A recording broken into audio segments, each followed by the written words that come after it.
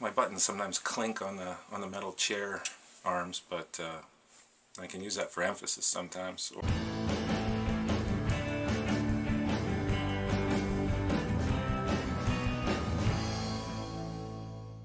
So the first episode came out a little better than I thought it would, you know? It's a couple of little things like my hair. I need a haircut really bad.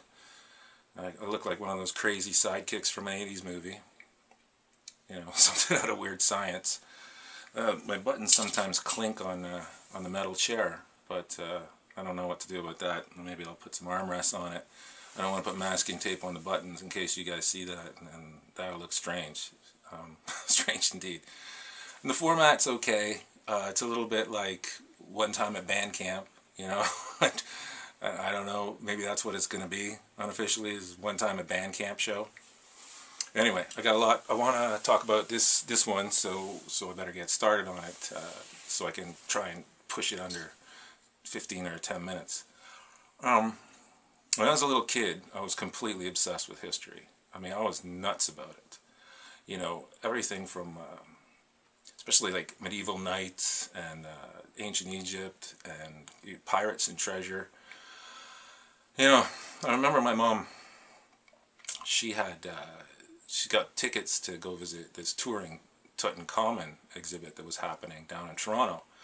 And, you know, me and my brother kind of begged to go with her.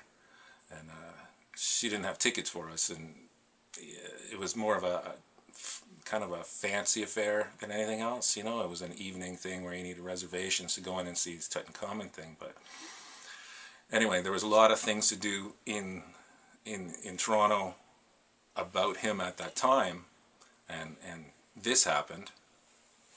So it kind of shows you where my mind was at. Yeah, so, you know, and my favorite TV show at the time was Doctor Who. I mean, he was my favorite guy next to Batman. And Doctor Who got to go to all these crazy historical places and in space and time, and especially in time, like he got to go back and see some things. Anyway, so then Raiders of the Lost Ark came out, and just threw my life into a tailspin. That movie, that made me crazy. Like that year for Christmas, I forfeited all of their gifts for one VHS copy of Raiders of the Lost Ark.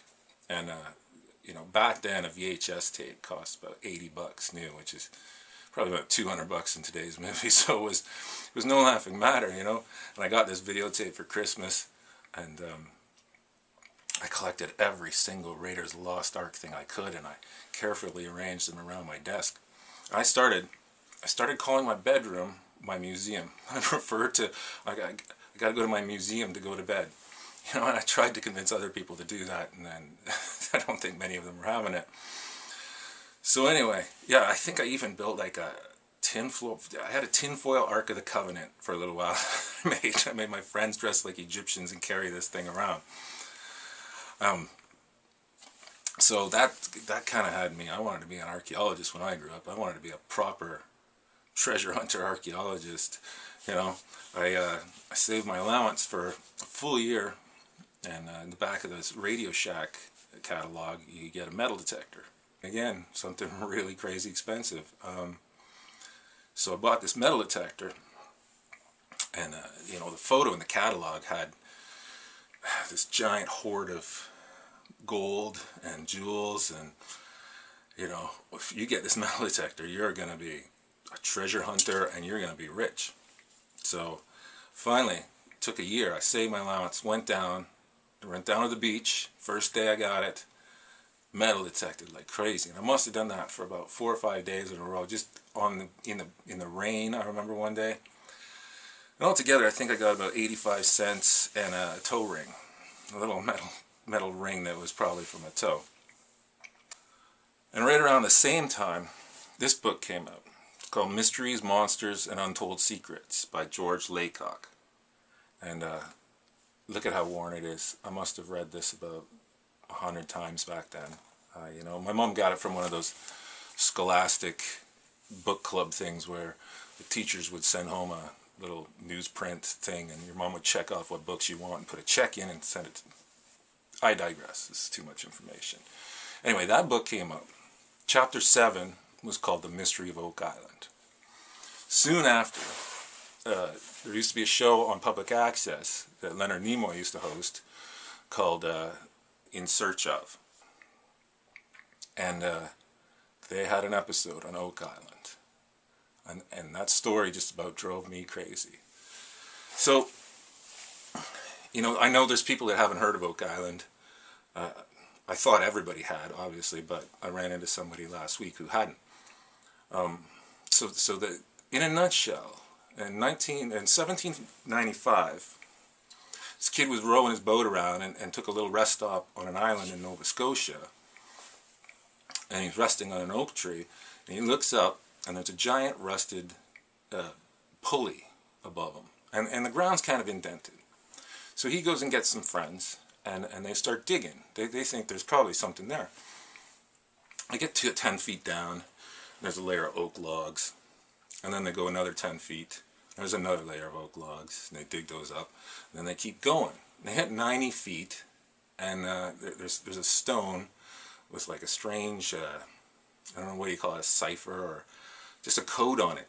Just weird triangles and things. So they get this stone out, and they dig that set of logs out, and the whole thing floods with seawater, and it fills up the pit.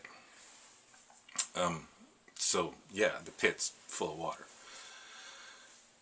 And ever since then, I mean, they tried, and ever since then, 250 years, men have been digging on Oak Island. You know, some giant things.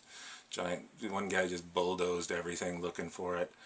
And it doesn't matter what they do, it seems they get down to a certain level and it floods with seawater. And at a certain point they found out, it was speculation, but it seems to be completely accurate now, that there was flood tunnels built. There's a booby trap money pit.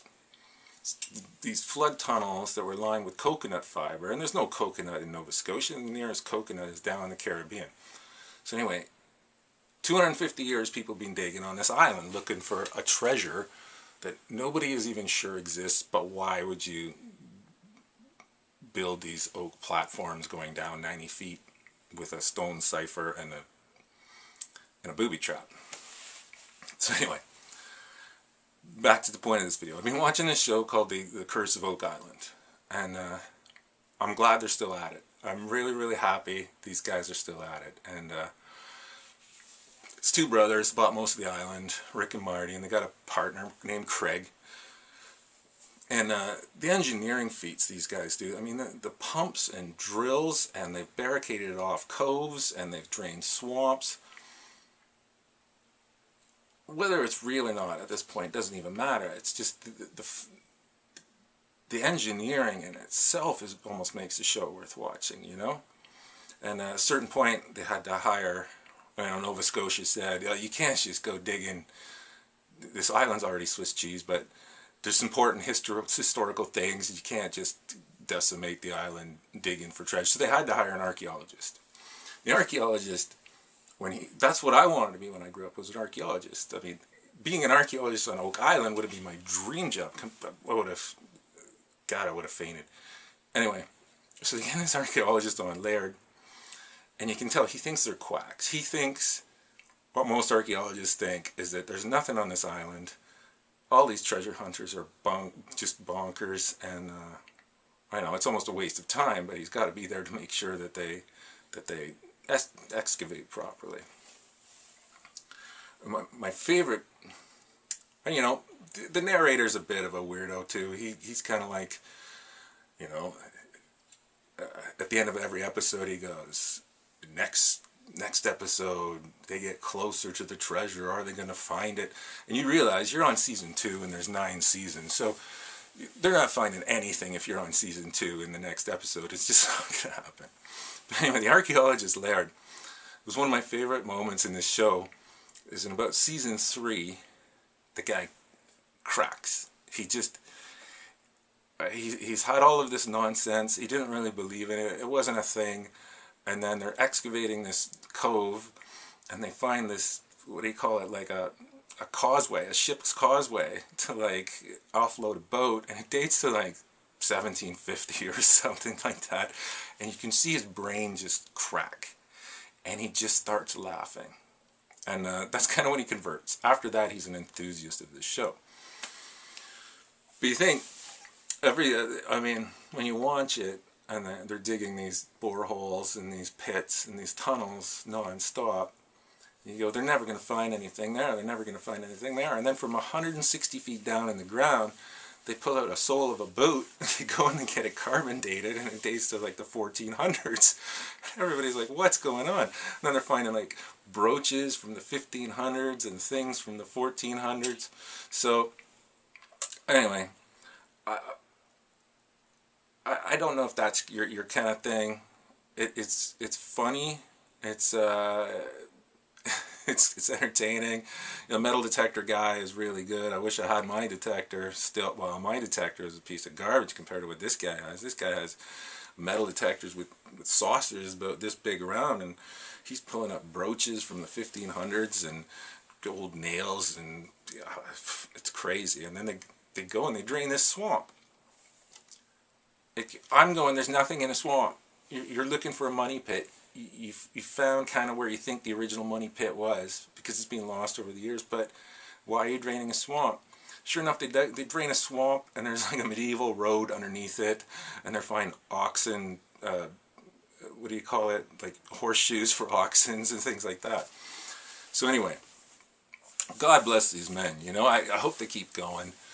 Maybe it's a guy thing. If any guy in the world went and just started digging a giant hole, just go dig a giant hole somewhere, slowly other men will start to gravitate towards the hole. They just can't help it, looking into the hole going, what are you doing? Digging a hole.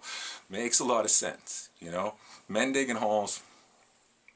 Now, somebody posted something on Twitter a few months ago, and it was, you know, her son started digging a hole on the beach, and you know, the hole got bigger, and suddenly every boy on the whole beach was involved in digging this hole. Of course he is. Of course he is.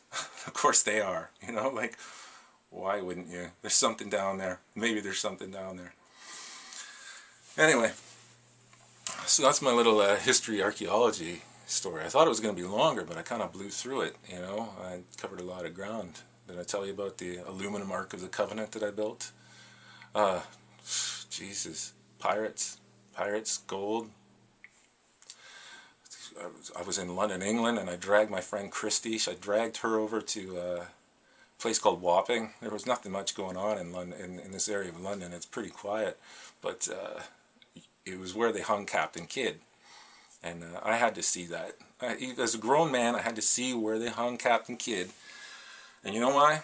Because there's part of the back of my brain that thinks, if I see where they hung Captain Kidd, I'm going to get some psychological manifestation from a spirit that's going to tell me where Captain Kidd put his goddamn treasure. You know, and